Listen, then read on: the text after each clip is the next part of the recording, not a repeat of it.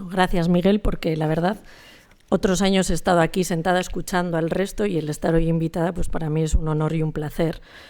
La historia de las colecciones Guggenheim es una historia mucho más compleja de lo que parece y también la relación entre las instituciones Guggenheim.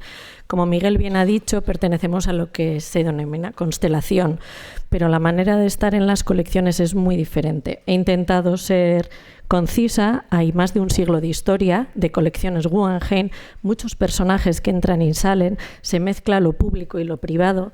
Y está todo lo he intentado hacer de una manera sucinta, pero es complicado, y van a aparecer personajes realmente muy interesantes a lo largo de la historia, que son los que han hecho que estas colecciones Guggenheim hoy en día sean una de las colecciones de arte contemporáneo y moderno más completas que existen, porque cada uno de los coleccionistas ha ido aportando algo nuevo.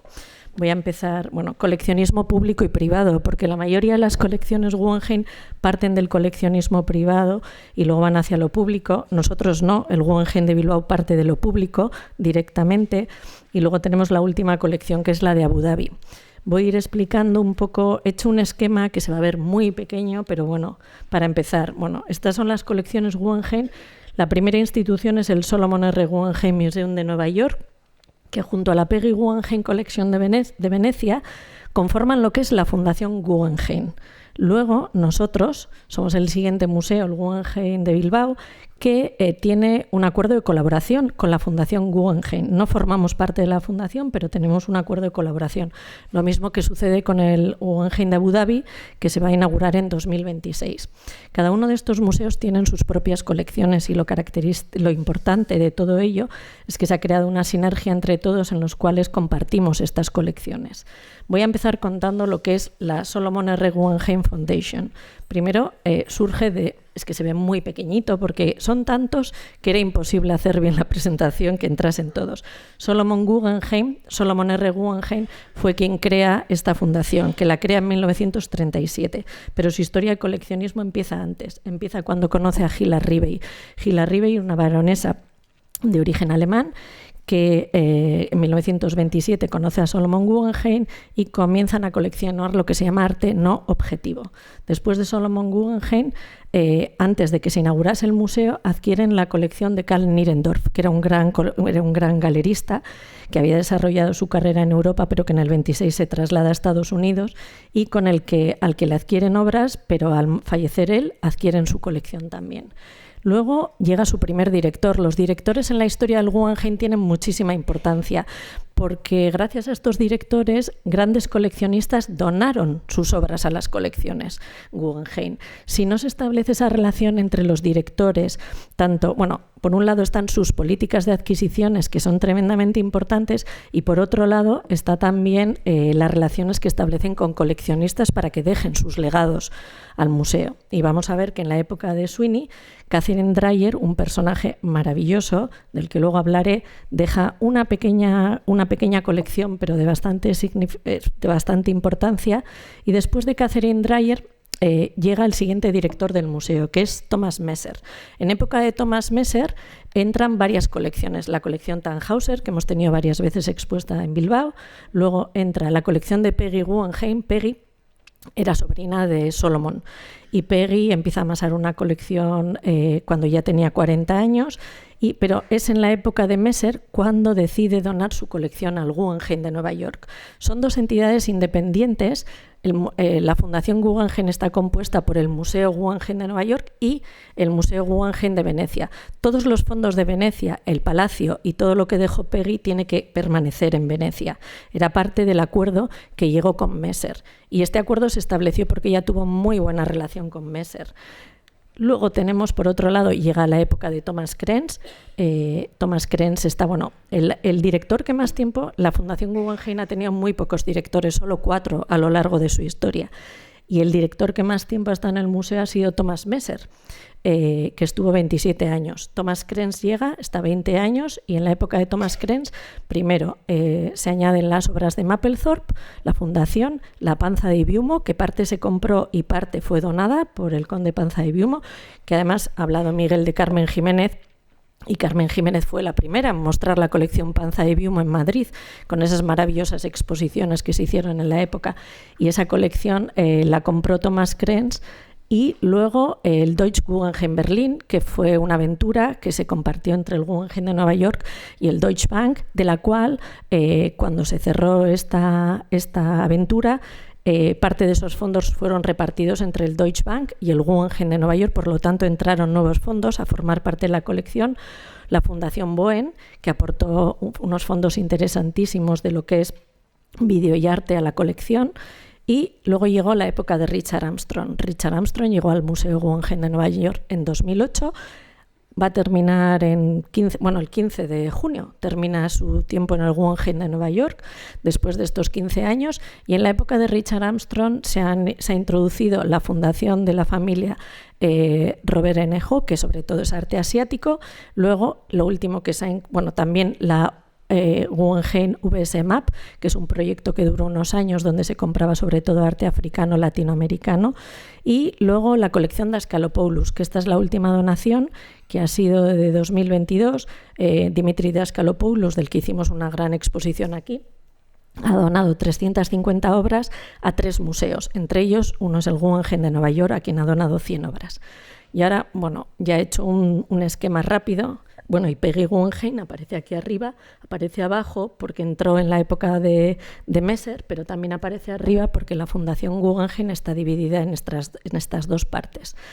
Y voy a ir explicando, esto es un fallo del PowerPoint, voy rápida. Y voy a entrar con cada uno de los personajes, que son personajes tremendamente interesantes. Este es Robert Guggenheim, que siempre decimos Solomon R, la R es de Robert. Solomon Guggenheim pertenecía a una familia industrial, una familia de origen suizo. Su padre Meyer llegó a Estados Unidos, empezó primero con el comercio al por menor y luego se convirtieron en una de las sagas mineras más importantes de Estados Unidos. Era uno de los 10 hijos de Meyer Guggenheim. Solomon Guggenheim al principio estaba casado con Irene Rothschild y ambos eran los típicos, el tipo de coleccionismo que hacían pues era un coleccionismo de corte muy clásico. Pero en 1927 conoce a la baronesa Gila Ribey. Gila Ribey era una baronesa de origen alemán, nació en Estrasburgo cuando pertenecía a Alemania, su padre era un general, pero ella había sido educada y había sido educada en la teosofía, también había estudiado mucho la obra de Kandinsky, de lo espiritual en el arte, tenía una relación muy intensa con Bauer, se puede ver una correspondencia maravillosa sobre la importancia de lo espiritual en el arte para ella, que lo que promulgaba era el arte no objetivo, no hablaba de arte abstracto, ella siempre hablaba de arte no objetivo. Conoce a Solomon Guggenheim porque Solomon le encarga que haga su autorretrato, que es este que vemos aquí. Es muy curioso que siendo ella, hablándonos todo el rato del arte en objetivo, hiciera este retrato de corte tan clásico de Solomon Guggenheim. A partir de 1929, por esta relación, Solomon Guggenheim cambia su coleccionismo y empieza a coleccionar sistemáticamente pintura no objetiva. Empieza a adquirir obras de Kandinsky, de Bauer, de un montón de artistas de la Bauhaus, de diferentes movimientos. Y aquí le vemos en 1930 Solomon Guggenheim con Irene Rothschild, que está en la esquina, Vasily Kandinsky y Gila Ribey. Y en el viaje que hace a Alemania, la colección Guggenheim, gracias a Solomon Guggenheim, atesora 150 obras de Kandinsky.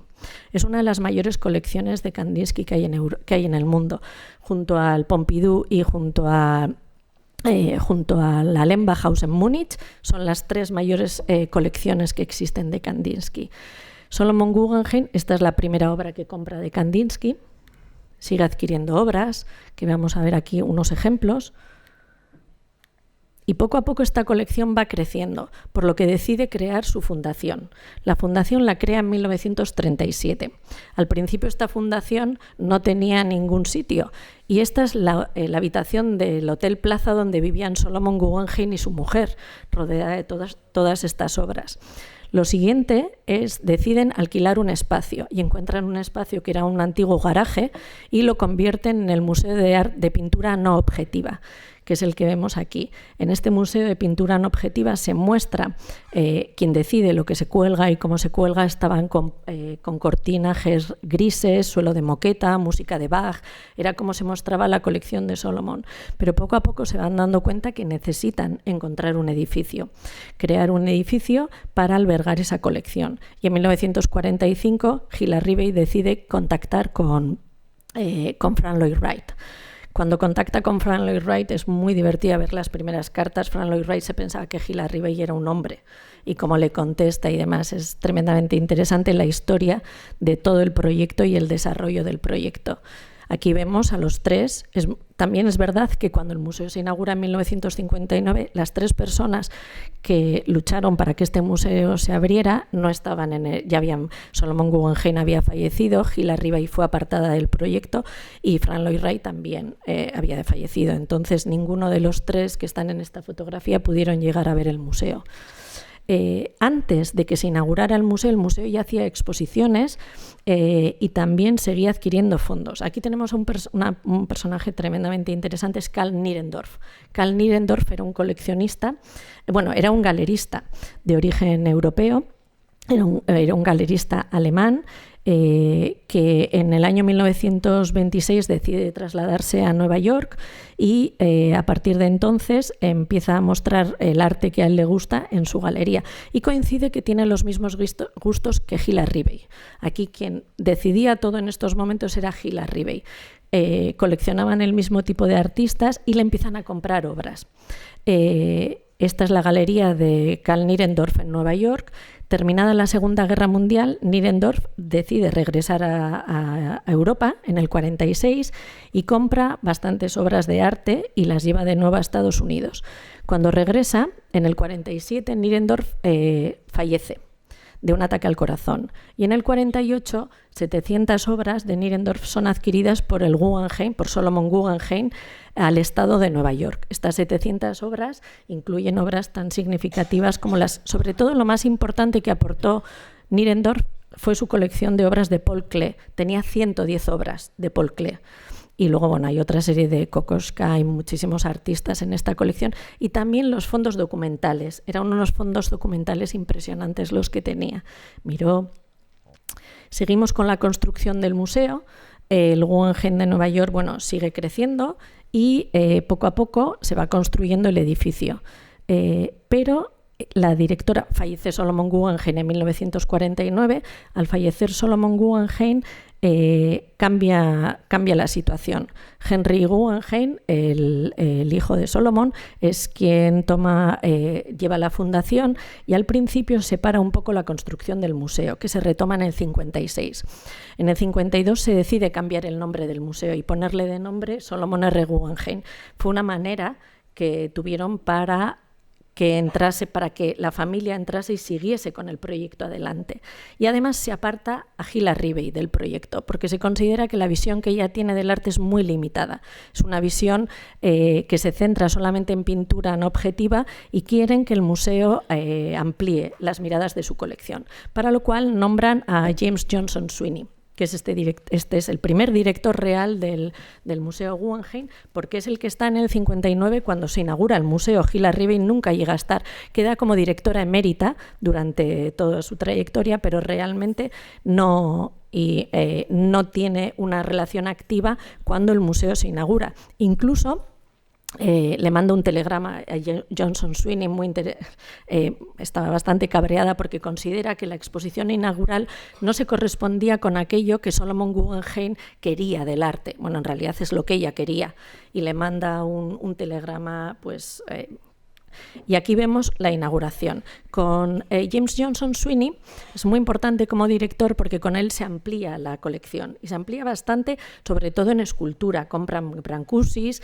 vamos a ver ahora, esta fotografía me encanta, porque vemos arriba un pequeño Chillida. ¿Lo ven allí? que se llama From Within, es un chiída del 53 que se expuso en la Bienal de Venecia en el 58 y que fue allí cuando Sweeney compró muchísimas obras de arte europeo en estos viajes que hacía Europa e enriqueció muchísimo la colección. La mayoría de estas obras que vemos aquí las hemos tenido expuestas en el Guggenheim de Bilbao. Si nos fijamos, casi todas han estado en alguna de nuestras exposiciones. Y después de estas James Johnson Sweeney en la inauguración, y durante la época de Sweeney hay una colección muy pequeña, con muy pocas obras, pero que es tremendamente interesante, que entra a formar parte del Guggenheim, que es la colección de Catherine S. Dreyer. Esta mujer que vemos aquí es una artista, coleccionista, impulsora del arte que nació en Estados Unidos, pero vino a estudiar Europa Arte y luego regresó y creó junto a Marcel Duchamp y a Man Ray la Sociedad Anónima. Era una galería, centro de arte, museo. De hecho, ella dice, muchos lo consideran el primer museo de arte moderno que hay en Nueva York, la Sociedad Anónima de Catherine Dreyer. Y ella, en esta Sociedad Anónima, lo que hace es hacer exposiciones de artistas europeos, muchos artistas contemporáneos, que luego serían parte de la vanguardia norteamericana. Sus primeros contactos con el arte europeo de vanguardia fue a través de la colección de las exposiciones que hacían en la Sociedad Anónima Catherine S. Dreyer, Duchamp y Man Ray. Ella fue atesorando de todas estas exposiciones una gran colección. De esa colección donó la mayoría de su colección a Harvard, pero parte de esta colección también fue a parar a los fondos del Guggenheim. Aquí le podemos ver, fue una mujer sufragista, luchadora por los derechos de la mujer. Realmente la historia de ella es maravillosa y las obras que fue adquiriendo también les puso en contacto, Kandinsky puso en contacto a Catherine Dreyer con Gila Ribey, porque las dos tenían un gusto por el mismo tipo de obras y al principio congeniaron, luego dejaron de verse y luego coincidieron cuando fallece Kandinsky y allí el Guggenheim le compra una serie de obras también a Catherine Dreyer y aquí vemos algunas de las obras que Catherine Dreyer donó a La pequeña francesita de Brancusi, que es una maravilla.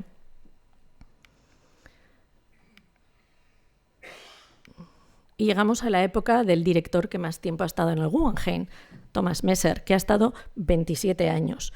En la época de Messer sucedieron muchísimas cosas. También los directores son muy importantes. Thomas Messer nació en Checoslovaquia, pero desarrolló su carrera en Estados Unidos.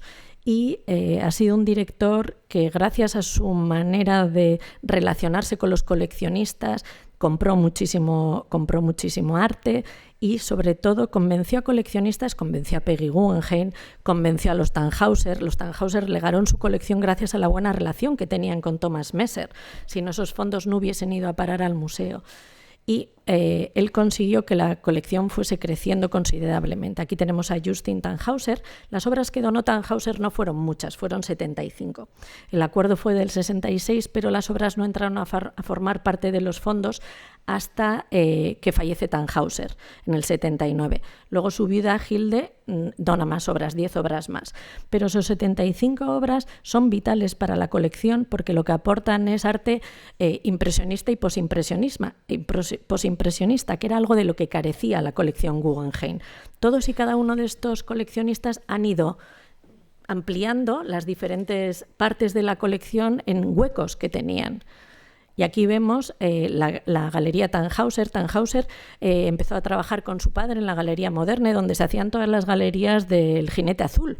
Y era en esta galería, luego trasladó la galería, estuvo en Berlín, en Colonia, en Lucerna, y al final, por motivos de la guerra, en 1940 se traslada definitivamente, pasando por París, desde Suiza a Nueva York, y ahí es donde ya deja de trabajar como galerista, pero sí, como con una galería abierta al público, pero sí sigue trabajando como vendiendo arte, pero de una manera privada, nada al público.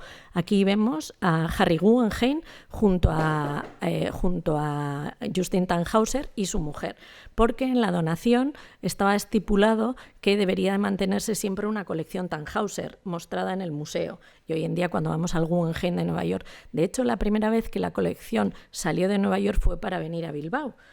para mostrarse que coincidió con las Torres Gemelas, que se tuvo que posponer la inauguración porque el transporte de las obras iban a viajar justo para Bilbao y tuvimos que posponer un poco la exposición.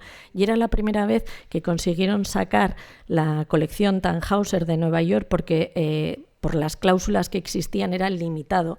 Es muy limitado que esta colección pueda viajar. Y aquí vemos algunas de las obras que forman parte de la colección Tannhäuser, que las hemos podido ver también en Bilbao, todas estas obras. Y aquí llegamos a Gilles Ribey otra vez. En la época de Messer, esa relación que era tan mala con Sweeney, sin embargo, se recupera con Messer. Y lo que hace Gilles Ribey es dona su colección también. Ella había ido adquiriendo obras de Paul Klee, de Calder, de otros artistas, y al fallecer dona su colección y además establece una relación con la Fundación Guggenheim, por la cual aporta también fondos para, por ejemplo, hay una beca, que es la beca Gilles Ribey, por la cual cada año hay un curator en prácticas que viaja a al Guggenheim de Nueva York, al Guggenheim de Bilbao y al Guggenheim de Venecia. Está 3 meses en cada institución y esos fondos los aporta la Fundación Gilles Ribey. Y llegamos a Peggy, que es otra gran protagonista dentro de esta historia. Peggy es sobrina de Solomon, es la hija de su hermano Benjamín, que fallece en el Titanic. Ella, con solo 21 años, hereda ya $2,5 millones. Sin embargo, ella siempre que serían como unos 20 millones aproximadamente ahora. Sin embargo, ella se considera la pobre de la familia Guggenheim. Con 40 años empieza a coleccionar arte y va pasando por diferentes etapas. Al final, su colección se alberga aquí en el museo, el Palazzo Venier dei Leoni, que es un palacio no terminado que ella adquiere en Venecia tras la Segunda Guerra Mundial. Regresa en el 48 para exponer su colección en la Bienal de Venecia, invitada. Pero antes pasa por diferentes etapas, ¿no? Primero crea una galería en Londres que cierra, luego regresa a París. En París es una etapa muy importante para ella de adquisición de obras. Hay obras que luego vamos a mostrar que consigue comprar porque ella tenía un lema que era una obra de arte al día. Ella quería comprar una obra de arte al día. Y aprovecha también en determinadas circunstancias a comprar algunas obras. También es una gran patrona. Sabemos que Pollock, sin Peggy Guggenheim, ella le paga un sueldo mensual para que él produjese su obra y a cambio él le entregaba obra a Peggy Guggenheim y creó muchísimas obras gracias a la ayuda de Peggy Guggenheim. Y luego se traslada a Nueva York con la llegada de la Segunda Guerra Mundial.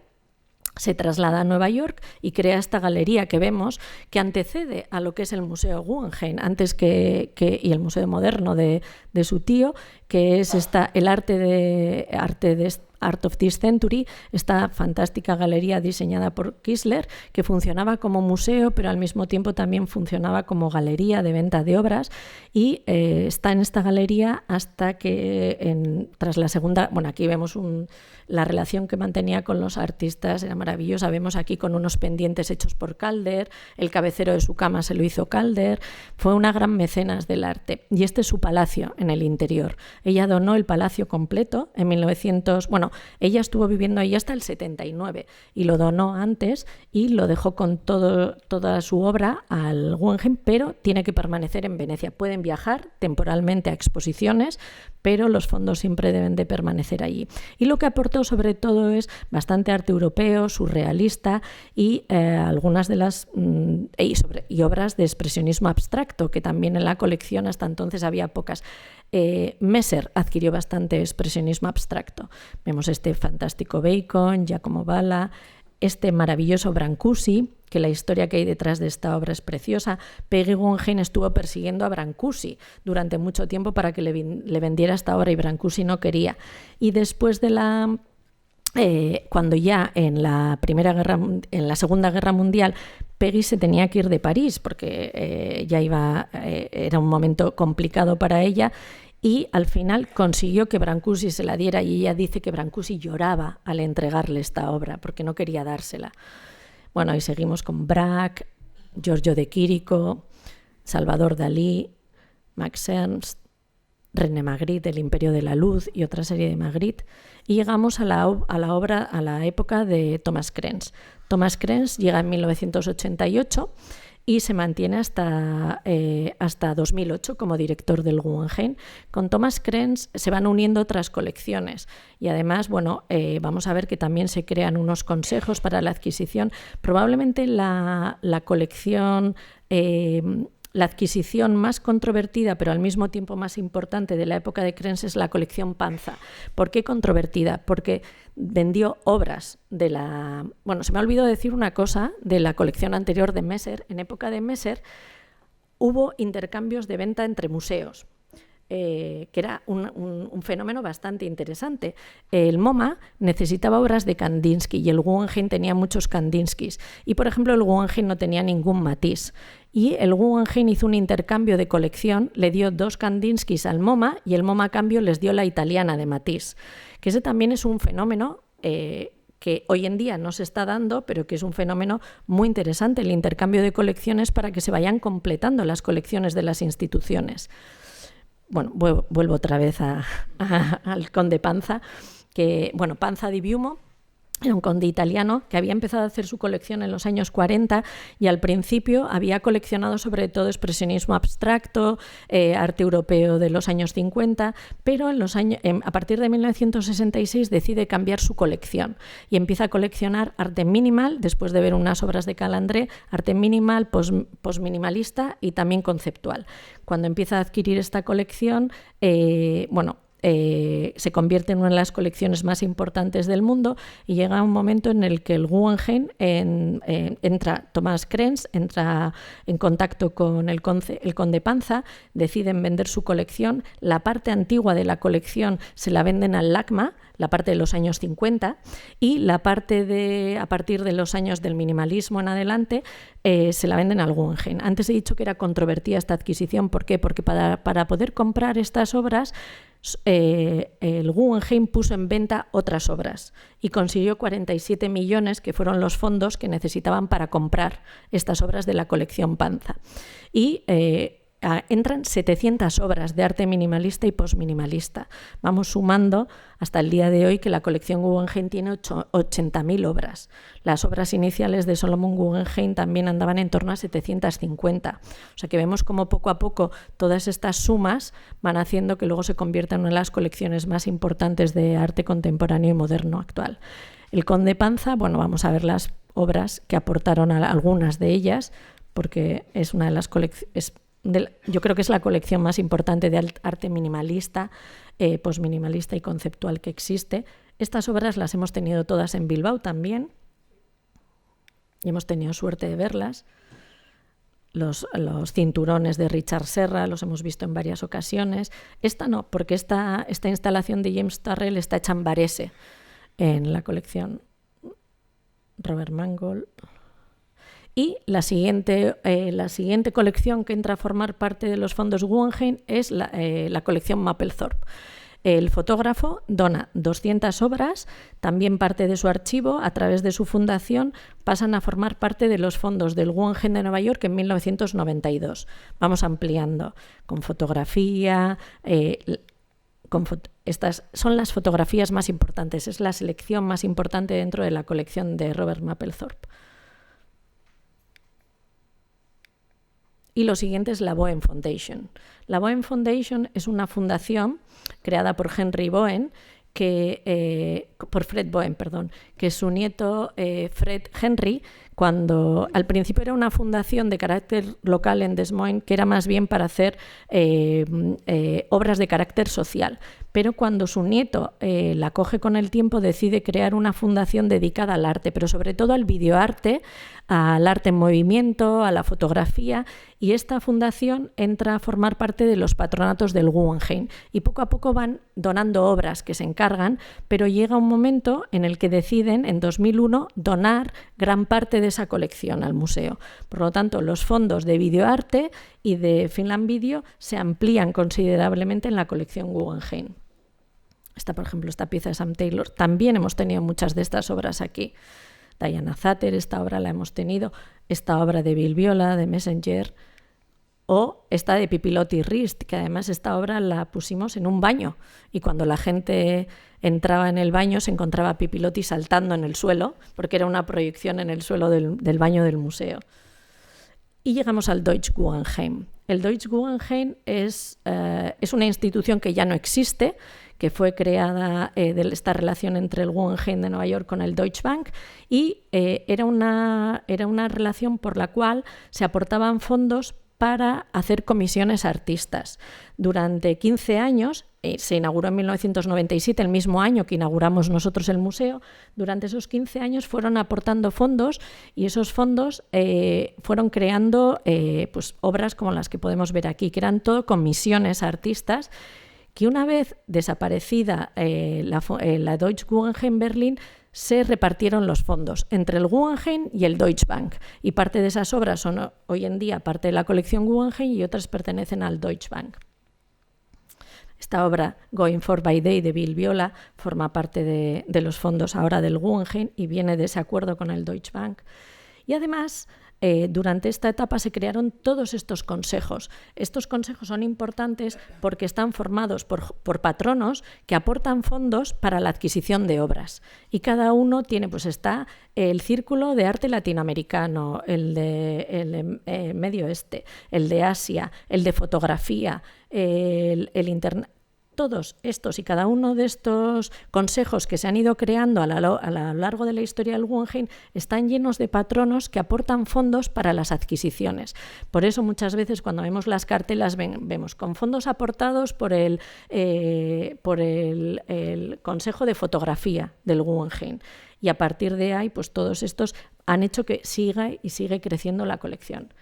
Y llega la época de Richard Armstrong, que empezó en 2008 y va a terminar ahora, en el 15 de julio, termina Richard Armstrong y estamos esperando a que llegue el nuevo director, que se nombrará en estas semanas, o directora.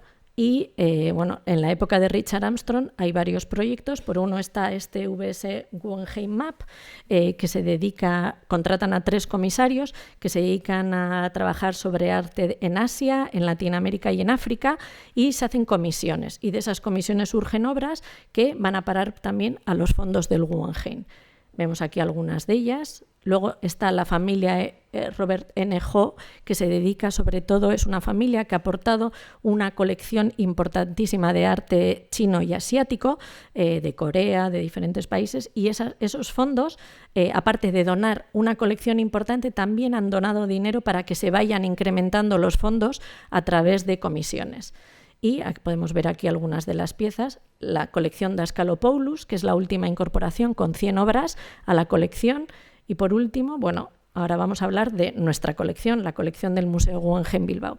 La colección del Museo Guggenheim Bilbao surge, el museo está estructurado en 3 sociedades.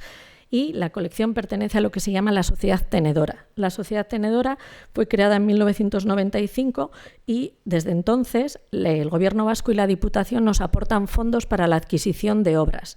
Desde entonces hemos adquirido 145 obras. Es verdad que comparado con las 8.000 del Guggenheim, el volumen de nuestras obras son pocas, pero también estas obras se han adquirido con una política muy cuidada, mucho esmero, mucho tiempo, buscando las obras que considerábamos que eran importantes y que necesitaba nuestra colección.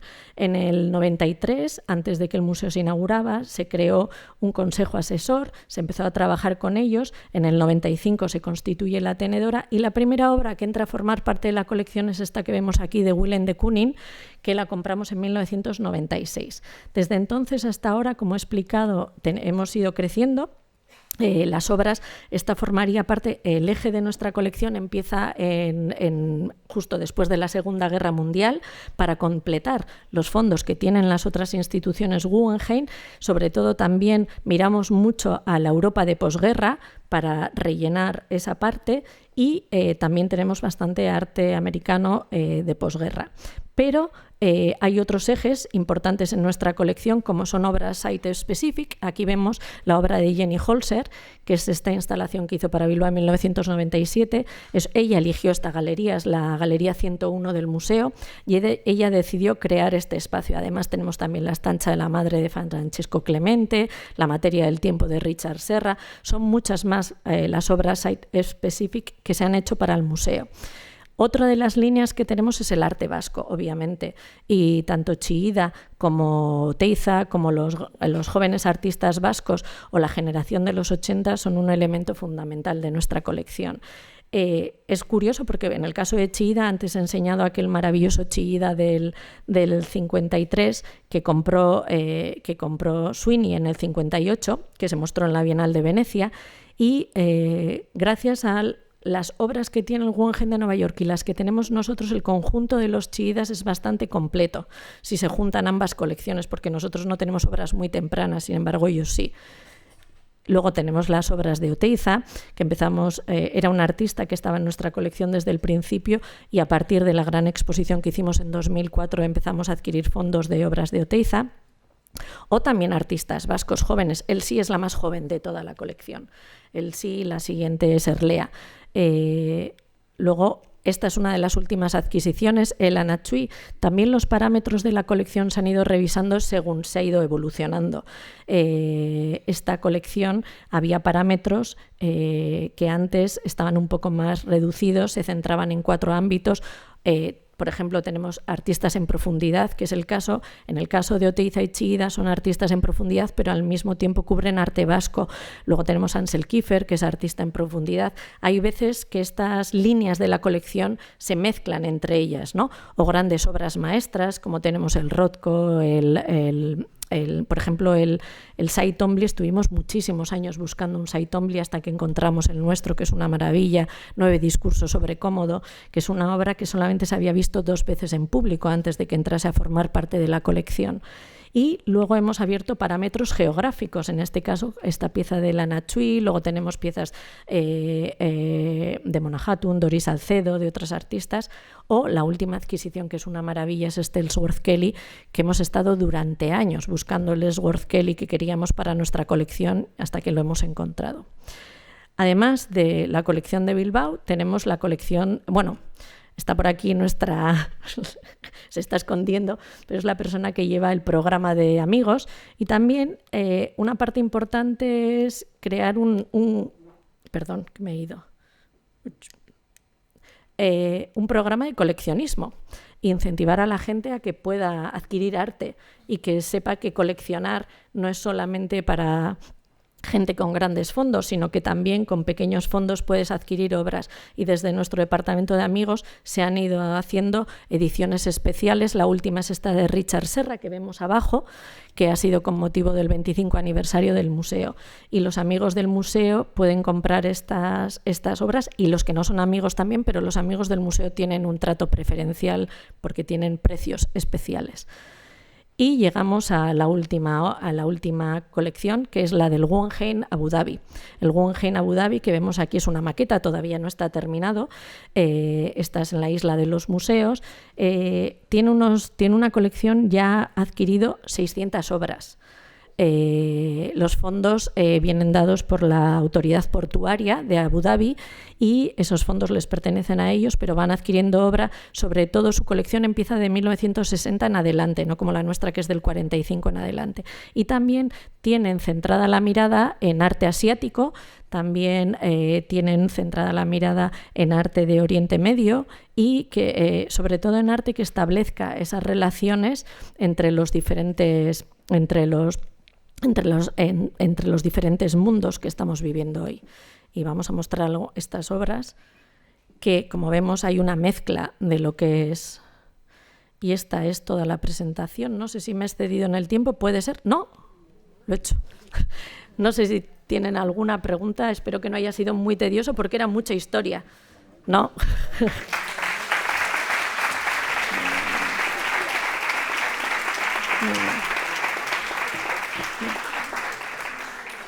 No sé si alguien quiere preguntar algo.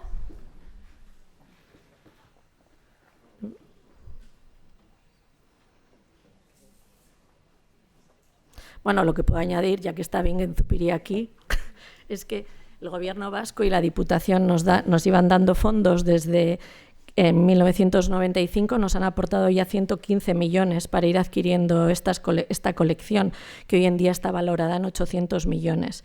Y que es una colección de todos, porque al final viene de las instituciones públicas. Hemos empezado con lo privado y estamos terminando con lo público. Y es muy, muy interesante esa relación que se establece entre ambos mundos. Y que gracias a ello el público, como yo, como cualquiera de nosotros, puede ir a los museos y ver estas grandes obras. Pues, por ejemplo, hay una historia, nuestro Rothko es un Rothko único, solamente existe otro similar que pertenecía a la colección de Bunny Mellon, a una coleccionista privada, y se ha comprado en un trato privado, se vendió la colección de Bunny Mellon, se vendieron 3 Rothkos, no se sabe a quién, y probablemente esa obra durante muchísimo tiempo no la vamos a poder volver a ver, pero sin embargo tenemos el nuestro aquí, tenemos la suerte de que gracias a los fondos que nos han ido aportando hoy en día podemos mostrar esa obra, que cuando la compramos en el 97 igual podría parecer una locura lo que se pagaba, pero es que hoy en día es imposible, no la podemos comprar. Cuesta 50 veces lo que se compró en aquel momento, y se han ido haciendo unas adquisiciones fantásticas a lo largo de estos años y contamos con grandísimas obras en la colección del museo.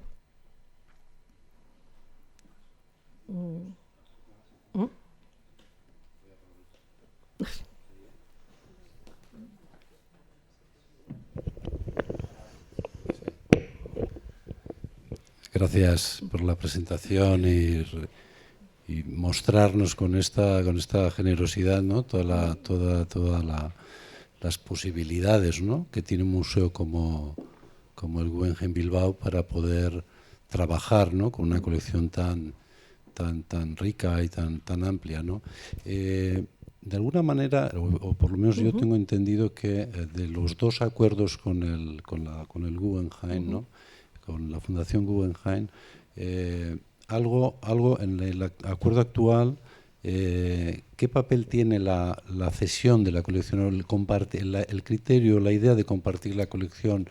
Si es como al principio, más abierta, o es de otra manera. ¿Cómo habéis interpretado? Y además pensando en la próxima apertura también del nuevo museo en Abu Dhabi, ¿no? ¿De qué manera vais a ser más actores? ¿De qué manera vais a compartir esa bueno, la situación ha cambiado, obviamente. En 25 años no somos los mismos, la manera en la que nos relacionamos ambas instituciones es diferente, y en el último acuerdo se estableció que cada 2 años mostramos una exposición de la colección del Guggenheim de Nueva York. Y eso está estipulado. Antes no era así. Antes compartíamos los fondos, de hecho, hasta nuestra propia colección ha cambiado. Al principio no teníamos la colección permanente de Bilbao expuesta. Lo que hacíamos era mostrarla de manera rotatoria junto a los fondos de Nueva York. Hacíamos exposiciones temporales donde hacíamos una exposición de pop, hacíamos una de expresionismo, hacíamos exposiciones temáticas en las cuales juntábamos los fondos de las diferentes colecciones Guggenheim. Ahora tenemos espacio dedicado a nuestra colección de manera permanente en el museo, pero al mismo tiempo compartimos con Nueva York esta idea de que cada 2 años nos van trayendo una exposición de sus fondos. La última fue la de Dubuffet, que ellos tienen una colección maravillosa. Luego la anterior fue la de Tannhäuser. Hemos ido, y la próxima va a ser una de arte pop, porque ellos tienen grandes fondos de arte pop. Entonces es una manera de volver a traer las colecciones Guggenheim, porque obviamente hay gente, cuando empezamos a cambiar este sistema, ya estamos hablando de igual 10 o 15 años, no tiene nada que ver las exposiciones que hacíamos hace 22 años ahora, y hay gente que igual no ha visto piezas de pop que mostramos hace 20 años, y es el momento otra vez de volver a seguir mostrando las colecciones Guggenheim y aprovechando de esos fondos, porque es un museo nuevo como el nuestro, que solo tiene 25 años, que pueda disponer de esos fondos tan impresionantes, pues es una maravilla. En la reciente exposición de Miró, los fondos que nos prestó el Guggenheim de Nueva York, que era la única institución norteamericana de la que trajimos obra, eran una maravilla, las 5 obras. Y siempre contamos, pues cuando haces una exposición de Brancusi, tener los Brancusis del Guggenheim de Nueva York es increíble. O cuando hicimos Kandinsky, cuando se mostró la obra de Kandinsky también de la colección Guggenheim, disponemos de unos fondos que si fuésemos una institución nueva que parte de cero, realmente tendríamos que funcionar más como una Kunsthalle. Y también nos ha dado tiempo a, durante estos 25 años, crear una colección de calidad que podamos mostrar al público, porque obviamente cuando inauguramos teníamos algunas piezas, pero no teníamos la colección que tenemos ahora.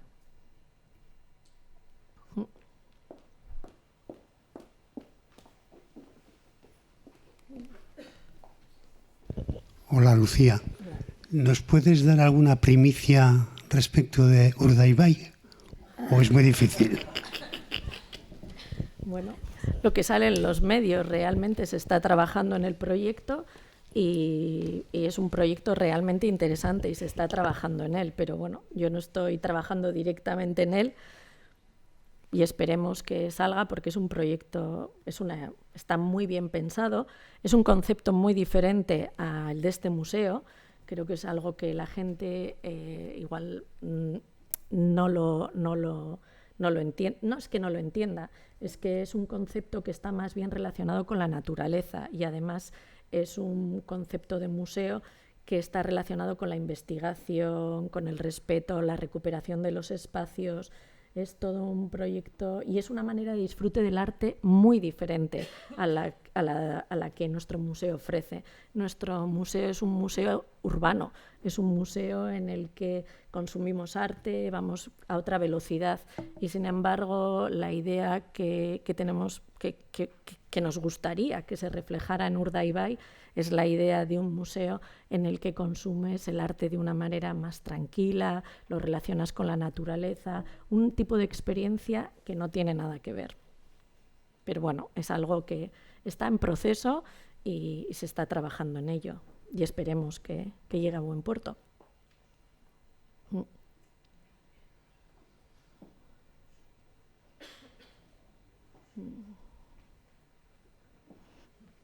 No hay más preguntas. Nada, gracias.